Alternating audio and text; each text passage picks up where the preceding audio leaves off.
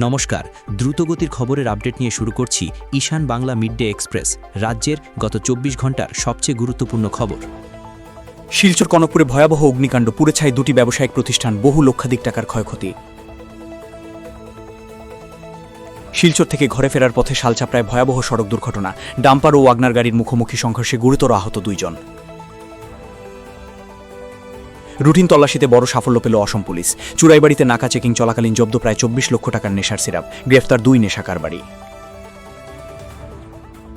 কাটিগড়ার Burunga GP থেকে উজিরউদ্দিন আহমেদের নেতৃত্বে এক ঝাঁক যুবক শুক্রবার তৃণমূল কংগ্রেসে যোগদান করলেন। কড়াইকান্দি বাজার চৌমাথায় দ্রুতগতির গাড়ি সেলুনে ঢুকে পড়ে, অল্পের জন্য বড় দুর্ঘটনা এড়াল, ২ জন সামান্য আহত। ভুবন পাহাড়ের সংক্ষিপ্ত বনাঞ্চলের কালাখাল ফরেস্ট রিজার্ভ থেকে দুর্লভ হরিণ উদ্ধার। জেলা পূর্ত বিভাগের রিভিউ মিটিং করলেন বিধায়ক দীপায়ন চক্রবর্তী। শহরে চলমান নালার কাজ সহ বিভিন্ন সরকারি প্রকল্প দ্রুত শেষ করার নির্দেশ, কাজে গাফিলতি বরদাস্ত নয়, স্পষ্ট ও কড়া বার্তা বিধায়কের।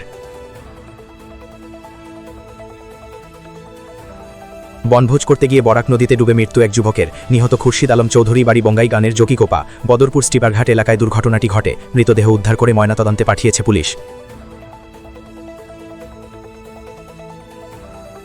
শিলচরে এলিভেটেড রুট ফ্লাইওভার নির্মাণ ঘিরে ওঠা আপত্তি ও বাধা দূর করতে মুখ্যমন্ত্রীর সঙ্গে আলোচনায় বসার উদ্যোগ, আপত্তি দিয়ে সমাধান সূত্র বের করার আশ্বাস বিধায়ক দীপায়ন চক্রবর্তীর। যানজট নিরসনে দীর্ঘমেয়াদে এই উড়ালপুল শহরের জন্য অত্যন্ত জরুরি বলে মন্তব্য।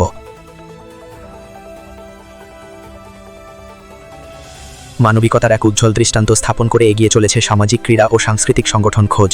শহর তথা গ্রামাঞ্চলের দুস্থ মানুষের পাশে দাঁড়াতে এবছরও ব্যাপক কম্বল বিতরণ কর্মসূচি হাতে নিয়েছে সংগঠনটি।